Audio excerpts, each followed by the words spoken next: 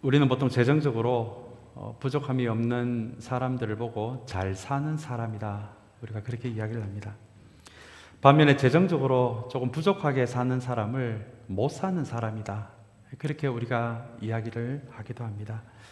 그러나 여러분, 잘 산다 못 산다라는 이 말의 어원을 보면 이 재정하고는 관계가 없는 말인 것을 우리는 알 수 있습니다.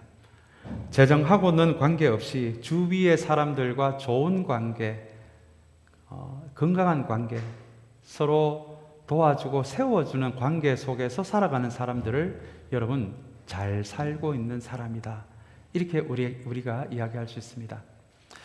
그렇다면 못 사는 사람들이라는 것은 재정이 부족한 사람들이 아니라 주변의 사람들과 올바른 관계, 건강한 관계를 맺으면서 살아가지 못하고 있는 사람들을 여러분 못 살고 있는 사람이다, 우리가 그렇게 부를 수 있을 것 같습니다. 아마 이 잘 산다 못 산다라는 이 말의 뜻이 그런 뜻이라는 것을 우리가 알 수 있다면 이것을 신앙에도 우리가 적용을 좀 해볼 수 있을 것 같습니다. 저와 여러분이 하나님과 그리고 우리의 이웃과 그리고 공동체에서 우리의 믿음의 식구들 간에 좋은 관계, 건강한 관계, 올바른 관계 안에서 우리가 살아가고 있다면 우리는 지금 잘 살고 있는 사람이다, 우리가 그렇게 말할 수 있을 것 같고요. 그러나 하나님과 우리의 이웃과 또 우리 공동체 안에서 서로 올바른 관계 안에서 살아가고 있지 못하다면 지금 우리는 잘 못 살고 있다, 이렇게 우리도 이야기할 수 있을 것 같습니다. 여러분, 우리가 살아가고 있는 이 LA는 가을이 굉장히 짧은 그런 지역입니다. 이제 여름이 끝나고 불과 짧은 가을 몇 주간 지나고는 바로 겨울이 시작되는 그런 느낌을 주는 곳에 우리가 살아가고 있는데요. 그러나 이 가을이 우리로 하여금 무엇을 생각나게 하는 계절이고 무엇을 깊게 생각하게 만드는 계절이다라면 오늘 특별히 이 짧은 가을의 계절을 우리가 보내고 있지만 이 가을의 계절에 다시 한번 지금까지의 우리의 하나님과의 관계를 한번 돌아보는 이 예배의 시간이 되면 좋겠습니다. 겨울이 오기 전에 그래도 몇 달 남은 이 가을의 계절에 과연 나는 2022년도 이 가을의 무렵에 잘 살고 있는 사람인지 아니면 못 살고 있는 사람인지를 한번 오늘 시편 23편을 통해서 하나님과 우리의 관계를 한번 돌아보는 이 가을녘에 드리는 이 예배의 시간이 되시기를 간절히 소망합니다. 오늘 우리가 함께 은혜를 나눌 말씀은 시편 23편의 말씀입니다. 이 23편은 특별히 다윗과 하나님과의 관계에 대해서 그렇게 다윗이 노년의 나이가 된 다음에 시녀의 나이가 된 다음에 자신의 인생을 돌아보면서 지은 시가 바로 시편 23편입니다.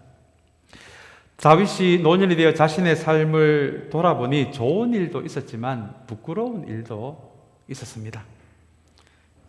부하의 아내인 바세바를 빼앗은 이 기억은 두고두고 부끄러운 일이 되었습니다. 심지어 이 바세바의 남편인 우리아를 전쟁 중에서도 가장 전투가 치열한 지역으로 의도적으로 보내서 그 남편을 죽게 하는 정말 엄청난 일을 이 다윗이 저질렀습니다. 그리고 또 한 번의 엄청난 일이 다윗의 인생에 벌어졌는데요. 그것은 바로 셋째 아들인 압살롬의 반란이었습니다. 4년 동안 아버지의 왕의 자리를 노렸던 셋째 아들 압살롬에 의해서 이 반역이 일어나자 자신의 궁궐을 떠나서 광야로 피신을 해야만 했던 그 시절도 돌아보면 어떻게 보면 오늘 본문에 나오는 그 죽음의 골짜기 같은 그런 시간이었다는 것을 우리는 알 수 있습니다. 그래서 많은 구약학자들은 이 시편 23편의 배경을 이 압살롬의 반역 사건으로 그렇게 이야기를 합니다. 왜냐하면 특별히 23편 안에 죽음의 골짜기라는 단어가 나와 있기 때문입니다. 그런데 이제 시녀의 나이가 되고 이제 모든 일을 나중에 이제 나이가 들어서 이 시편 23편을 이렇게 기록하다 보니 그렇게 좋았던 일과 함께 부끄러운 일도, 다음에 자녀의 반역을 경험하는 그 어처구니 없고 슬프고 고통스러운 그 순간에도 다 지나고 나니 하나님이 함께 하셨구나 라는 그 고백과 함께 지은 시가 바로 오늘 우리가 읽은 시편 23편의 말씀입니다. 아마 자신의 인생을 돌아보고 바세바 사건도 돌아보고 아들 압살롬의 반란 사건도 돌아보고 그리고 그 과정에서 하나님이 이 다윗의 인생을 놓지 않고 붙잡아 주셨던 것을 기억하면서 아마 그의 머리에 떠올랐던 단어가 바로 목자라는 단어였을 것입니다. 하나님을 목자라고 하는 이 말에는 우리는 양이라는 의미가 그 안에 있거든요. 그래서 자신의 인생을 돌아보니까 자신의 인생에 함께 하신 하나님과 나의 관계를 설명해 줄 수 있는 이 최고의 단어가 바로 이 목자라는 것을 다윗은 알게 됩니다. 그래서 오늘 시편 23편의 1절에 보시면 여호와는 나의 목자시다. 오늘 우리가 읽은 세 번역에는 주님이 나의 목자시다 이렇게 되어 있습니다. 어떻게 그러면은 이 다윗이 목자를 이렇게 잘 알까요? 그것은 다윗이 왕이 되기 전에 실제 양을 쳐봤던 목자였기 때문입니다. 그래서 이 다윗은 다른 사람들보다도 목자가 어떤 일을 하는지 그리고 오랫동안 양을 치다 보니까 양에게 어떤 습성이 있는지를 누구보다도 잘 아는 사람이 바로 다윗입니다. 그래서 오늘 이제 시녀의 나이가 되어서 자신의 인생을 돌아보며 하나님과 자기와의 관계를 되짚어보는 이 시편 23편의 말씀을 통해서 앞에 말씀드린 것처럼 이 깊어가는 가을의 계절, 짧은 가을이지만 다시 한번 2022년도 지금까지 나는 크리스찬으로서 잘 살고 있는 사람인지 아니면 나도 모르게 지금 못 살고 있는 사람인지를 오늘 시편 23편을 거울 삼아 나를 한번 비추어 보는 그런 은혜 있는 예배의 시간이 되시기를 간절히 소망합니다. 먼저 우리 1절의 말씀을 우리 한번 읽어보겠습니다. 시편 23편 1절의 말씀을 우리 한번 같이 읽겠습니다. 주님은 나의 목자시니 내게 부족함 없어라는 말씀입니다. 앞에 말씀드린 대로 주님이 나의 목자시다라는 고백은 나는 주님의 양이다 라는 그 의미가 이 1절 안에 깔려 있습니다. 여러분 인터넷에 우리 시간 되실 때 양의 습성이라는 것을 한번 쳐보시기 바랍니다. 제가 이 말씀을 준비하면서 왜 다윗이 자기를 양이라고 생각했을까라는 이 궁금증이 생겨서 양의 습성을 한번 찾아보니까 꽤 흥미로운 내용이 많이 나오더라고요. 그 중에 몇 가지를 소개해 드리면 양의 습성 중에 하나는 방향 감각이 없다고 합니다. 다른 동물들은 집에서 조금 떨어지면 다른 가축은 다시 집으로 잘 돌아오는데 이 양은 집에서 조금만 멀리 떨어지면 방향 감각이 없어서 집으로 혼자 힘으로는 돌아오지 못하는 동물이 바로 이 양입니다. 심지어 목자가 이끌고 가서 한 지역에 그 푸른 초장으로 이끌고 가서 거기서 풀을 먹게 하면 그 지역에서 풀을 다 먹고 난 다음에 옆에 있는 목초 지역으로도 이동하지 못할 정도로 그렇게 방향 감각이 거의 없는 동물이 바로 이 양이라고 합니다. 그래서 목자가 다시 자기들을 이끌어가서 옆에 있는 목초지로 데리고 갈 때까지 쫄쫄 굶고 있는 것이 바로 이 양이라는 동물의 습성입니다. 두 번째 이 양의 습성 중에 하나는 잘 속는다고 합니다. 그래서 사나운 들개들이 양을 조금씩 속여서 험한 작은 골짜기로 인도해서 거기서 흔하게 잡아먹을 정도로 이 양은 너무나 잘 속는 습성이 또한 있다고 합니다. 세 번째로 이 양은 방어력이 없습니다. 날카로운 이빨도 없고 사나운 힘도 없습니다.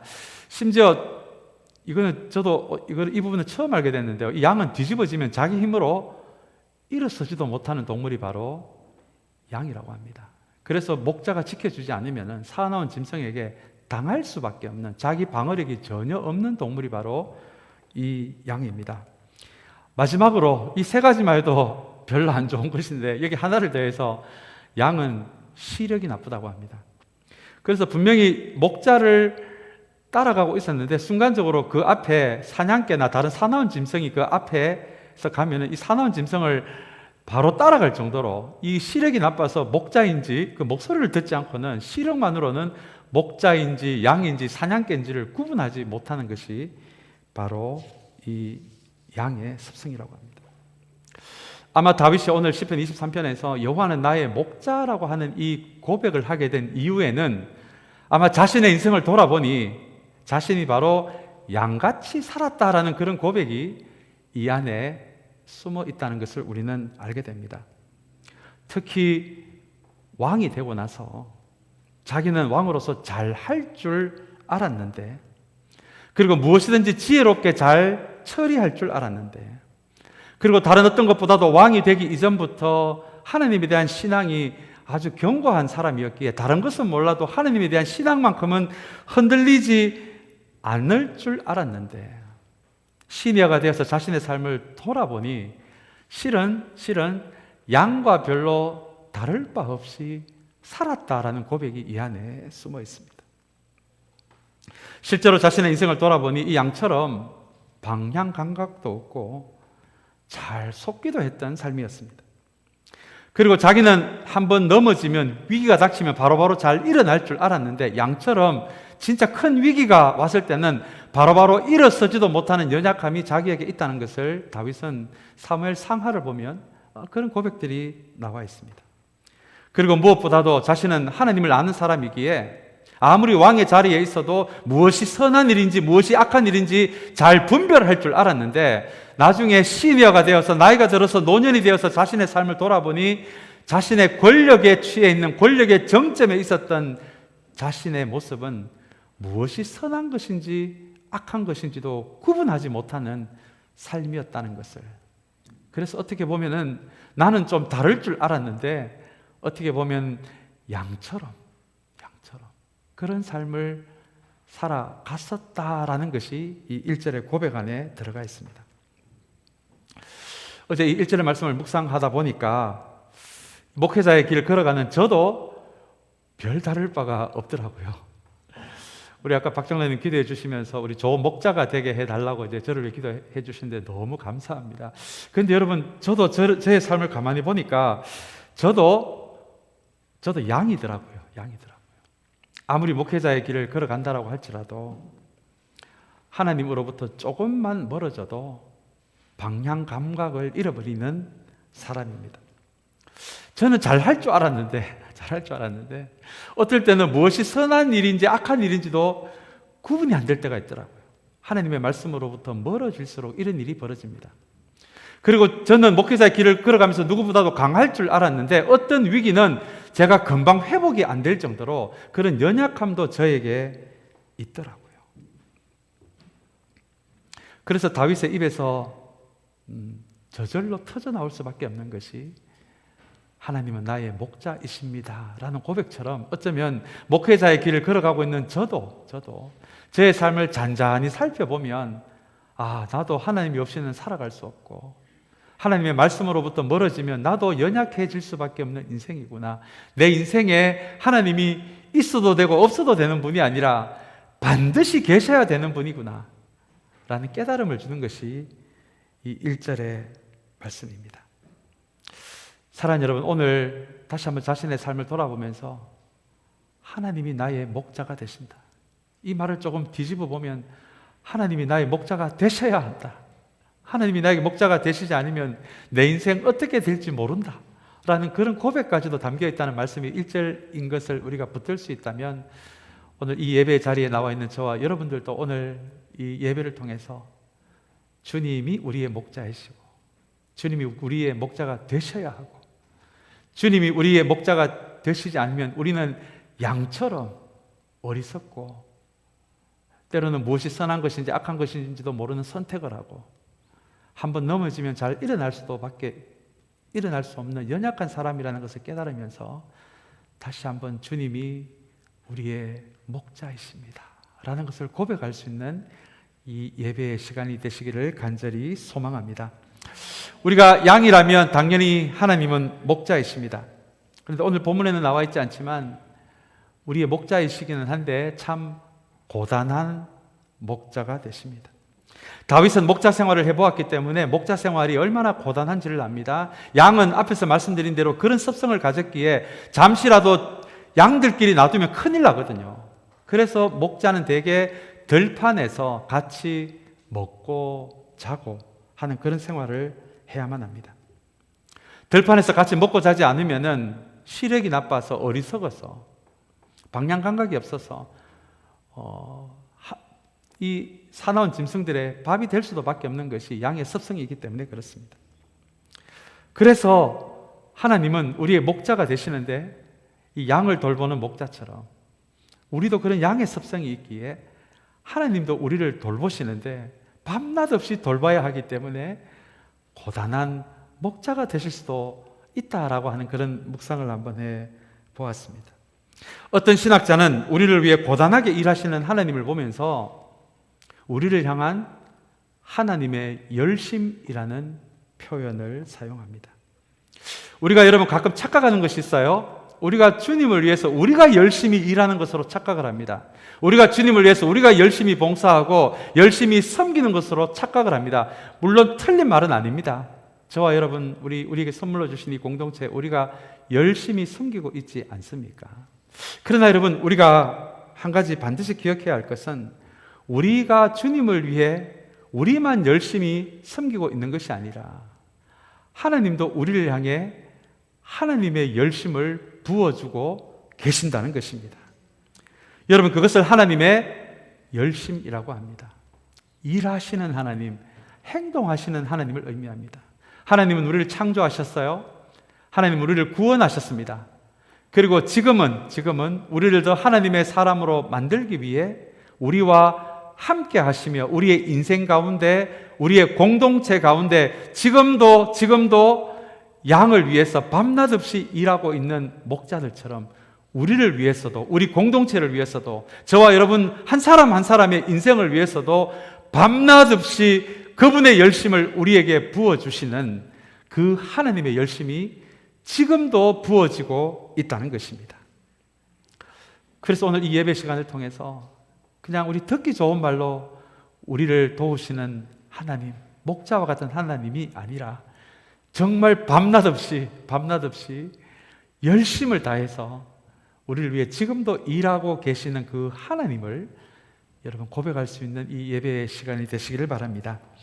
오늘 그리고 우리 1절의 말씀을 읽다가 보면 또 중요한 단어 하나를 발견하게 되는데 우리 1절의 말씀 우리 다시 한번 보기를 원합니다. 우리 1절의 말씀 보시면 주님은 누구의 목자라고 이야기하고 있습니까?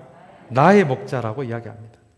이 나의라는 단어는 실제로 하나님의 목자 되심을 실제로 경험한 사람들이 붙일 수 있는 단어가 바로 나의라는 단어입니다. 그것을 실제로 경험을 하지 못한 분들은 결코 사용할 수 없는 표현이 나의라는 표현이에요. 여러분 예수님의 제자 중에 도마 잘 아실 겁니다. 도마가 주님이 부활하셨다는 말을 듣고 나는 직접 보지 않으면 믿지 않겠다라고 이야기를 하죠. 그래서 부활하신 예수님이 도마에게도 나타나십니다. 그리고 못자국과 상처난 이 옆구리를 직접 보여주세요. 그것을 직접 보게 된 도마의 입에서 터져나온 주님에 대한 고백이 뭔지 아십니까? 주님은 나의 주님이요 나의 하나님, 나의 주님, 나의 하나님이라는 고백을 합니다. 그 말은 내가 주님의 그 못자국과 상처를 직접 보게 됐으니 이제는 내가 주님을 나의 주님, 나의 하나님이라고 고백할 수 있습니다라는 그 의미가 바로 도마의 고백입니다. 오늘 이 1절의 말씀을 이 다윗의 고백을 보면서 오늘 혹시 이 자리에 아직도 하나님이 목자라는 건 알겠는데 나의 목자가 되신다는 것을 아직 경험하지 못한 분들이 혹시 여기에 계시지는 않습니까?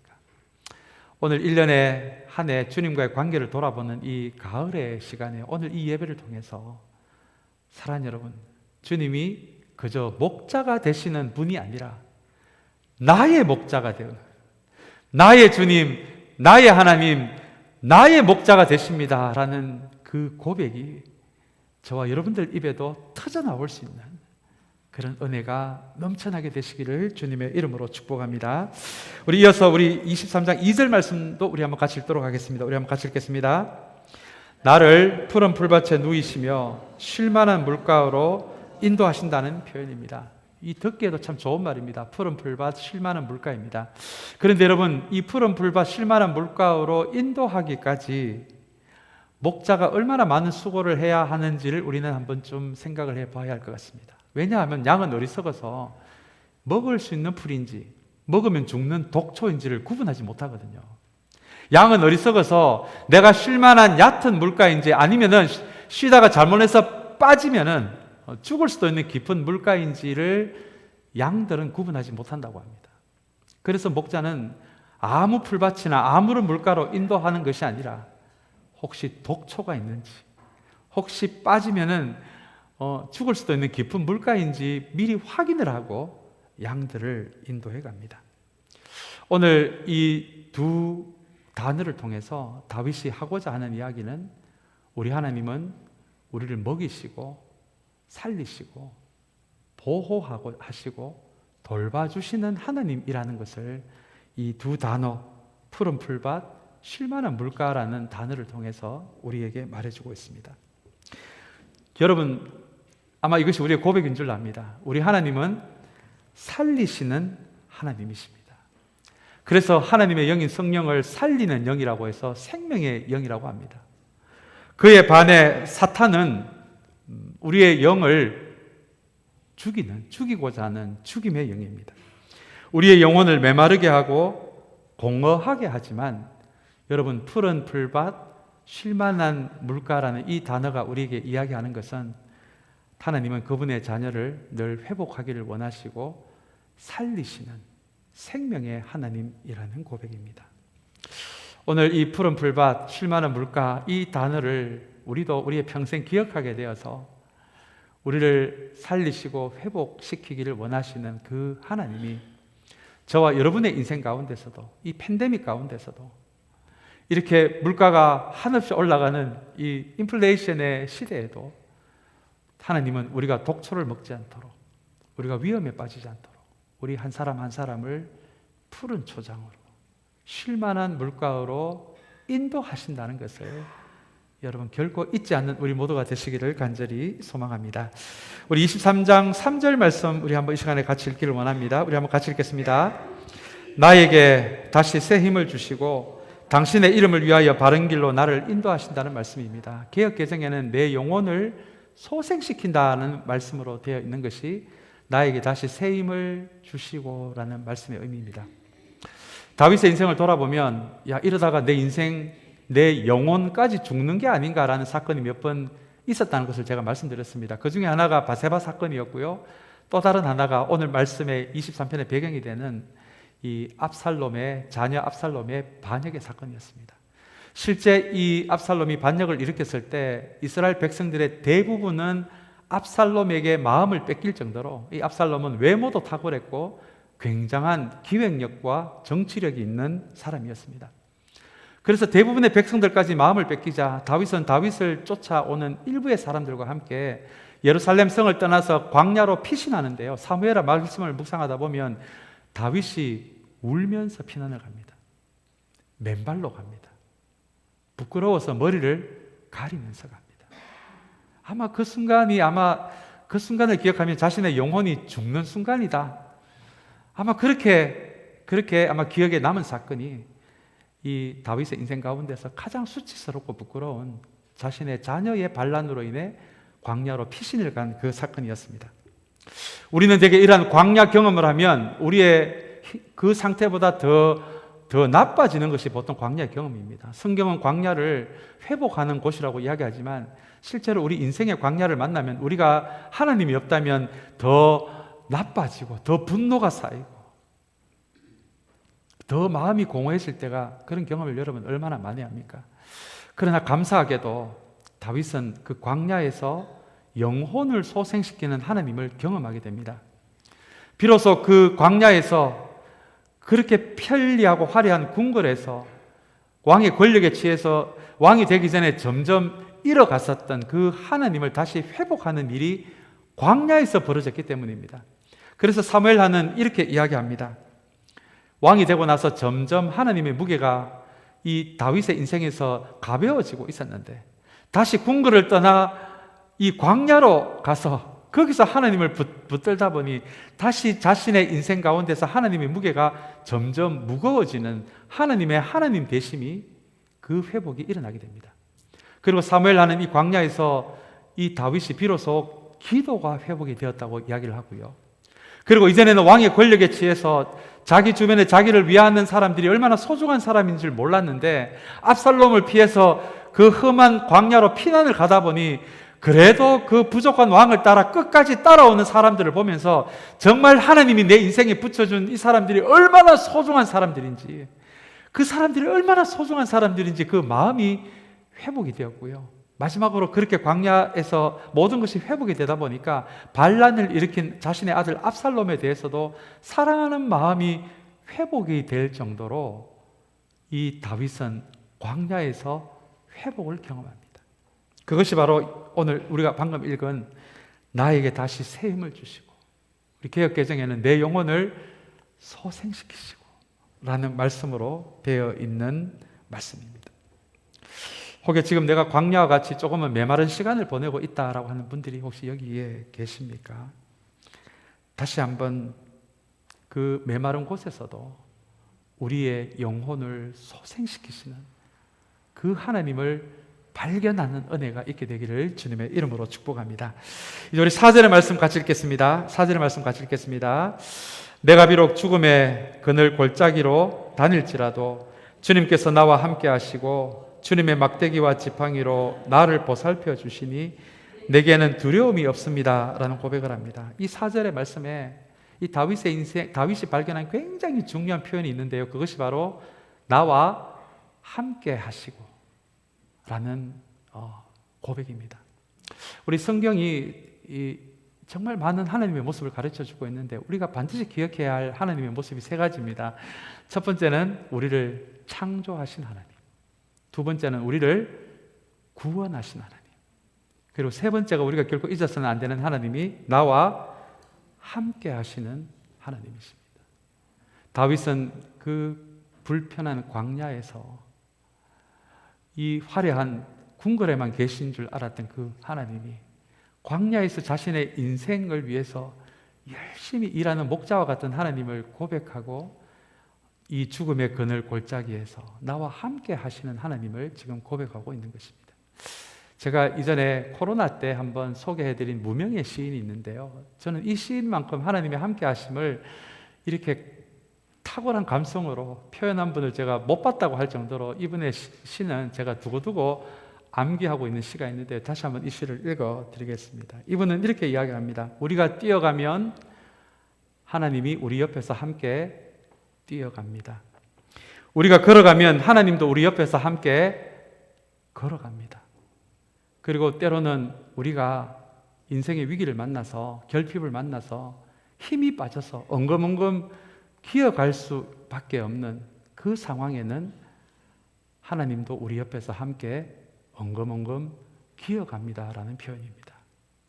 저는 이 말씀을 또 이분의 시를 제가 읽을 때마다 다시 한번 모든 상황 가운데서 제가 처한 모든 상황에서 다시 한번 함께 하시는 그 하나님을 붙들게 하는 이 시이기도 한 것이 제가 방금 읽어드리는 말씀 시입니다. 혹여 이 예배 참석한 여러분들 가운데서 지금 힘이 빠지고 죽음의 그늘 골짜기 같은 그 고립감으로 좀 힘들어하는 분들이 혹시 여기 계십니까?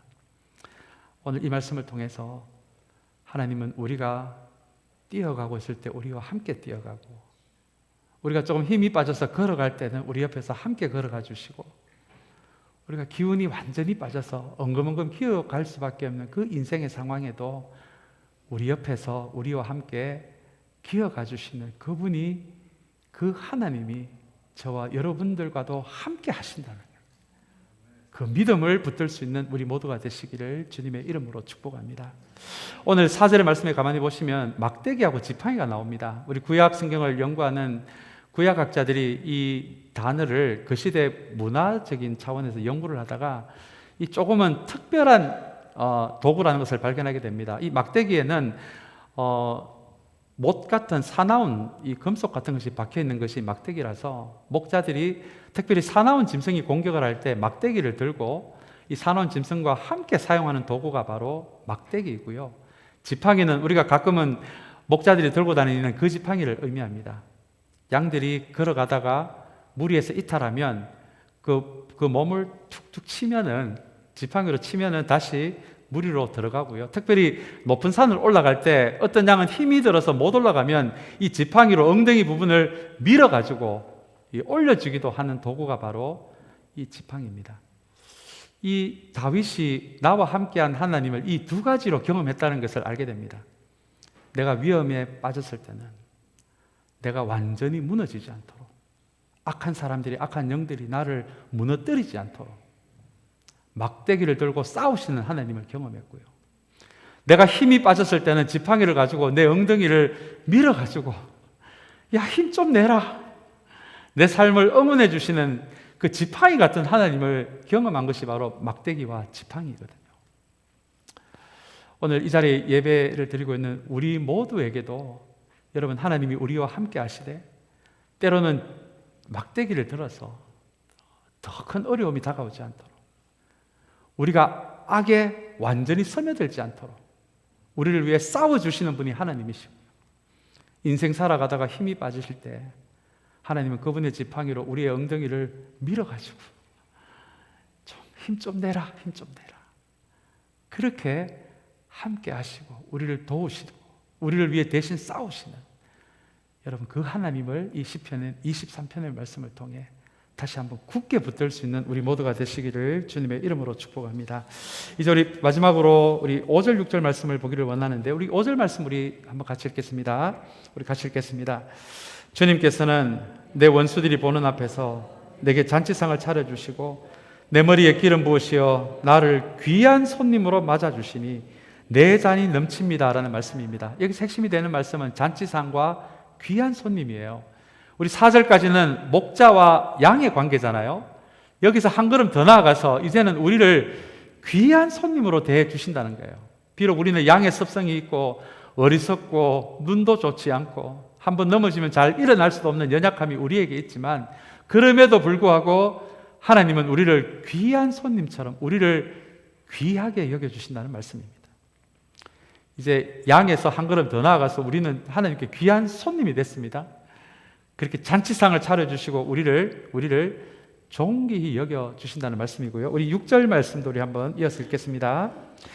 진실로 주님의 선하심과 인자하심이 내가 사는 날 동안 나를 따르리니 나는 주님의 집으로 돌아가 영원히 그곳에서 살겠습니다 라는 말씀입니다.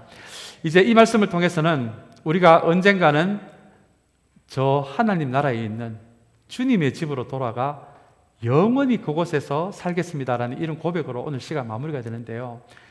여러분, 한 집에서 같이 살면 뭡니까? 예? 식구잖아요, 식구. 목자와 양으로 시작했다가 너희는 존귀한 존재다, 귀한 사람들이다, 그렇게 우리를 귀하게 여겨주시고는 마지막으로는 영원히 하나님의 집에서 너희는 나와 함께 살 식구 같은 사람들이다. 이것으로 오늘 6절의 말씀이 마무리가 됩니다. 아마 다윗이 시니어의 나이가 되어서 자신의 인생을 돌아보면서 때로는 나를 목자처럼 인도해 주셨고, 내가 인생의 바닥에 빠진 그 순간에도 나를 귀하게 여겨주신 그 하나님을 경험한 것 같고요. 그리고 이제는 너는 나의 자녀다, 언젠가는 하나님의 집에서 영원히 나와 한 집에서 살 가족이다 라고 하시는 가장 친밀한 가족의 관계로까지 다윗을 이끌어 주시는 그 하나님을 경험한 것이 바로 23장 6절의 말씀입니다. 이 가을의 계절에 우리 불과 몇 주밖에 되지 않은 이 짧은 이 가을의 계절이지만 우리가 무엇인가를 좀 생각해 볼 수 있는 시기가 이 가을이라면, 사랑하는 여러분, 우리는 정말 2022년 이 10월 달까지 하나님과의 관계를 좀 돌아보셔서 내가 지금 하나님을 나의 목자로 모시고 살아가고 있는지, 하나님은 나를 귀하다라고 하는데 여전히 나는 상처에 매여 있고 열등감에 쌓여 있고 낮은 자존감 속에서 살아가고 있는 사람은 아닌지, 우리를 보고 자녀요 가족이라고 하시는데 하나님이 점점 낯설어 가고 있는 삶을 살아가고 있지는 않은지, 오늘 한번 이 예배 시간을 통해서 이 가을의 시간에 이 시편 23편을 통해서 다시 한번 하나님과 우리의 관계를 진실하게 돌아보는 예배 시간이 되시기를 주님의 이름으로 축복합니다. 우리 마지막으로 23편 1절의 말씀으로 다시 한번 돌아가기를 원합니다. 우리 한번 1절 말씀 다시 한번 읽겠습니다. 주님은 나의 목자시니 내게 부족함 없으라는 말씀입니다. 오늘 말씀의 제목이기도 한 것이 내게 부족함이 없다라는 1절의 후반부의 말씀입니다. 이 많은 분들이 이 말씀을 잘못 알고 계세요. 부족함이 없다라고 하는 이 말씀이 내가 지금까지 경제적으로, 물질적으로 부족함이 없도록 나를 많이 채워주셨다. 그것도 물론 하나님 주시는 복의 한 가지겠지만 오늘 이 1절의 말씀이 이 부족함이 없다는 말씀은 그것을 의미하는 것이 아닙니다. 자신의 삶을 돌아보니 하나님이 나의 목자가 되셨는데 하나님이 나의 목자가 되시는 그것만으로도 내게 부족함이 없었다. 충분했다.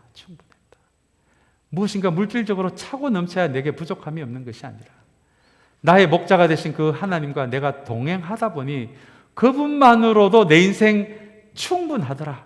내 인생 안전하더라. 내 인생 평안하더라 라고 하는 것이 내게 부족함이 없었다라는 말씀의 의미입니다.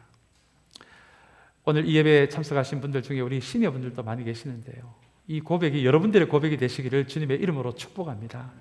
조금 양같이 어리석어도 괜찮습니다. 부족해도 괜찮습니다. 넘어졌다가 일어나는데 많이 좀 시간이 좀 걸리면 어떻습니까? 그런데 저와 여러분 인생 돌아보니 하나님이 나의 목자가 되신 것, 그것 하나만으로도 내 인생 충분했다. 감사했다.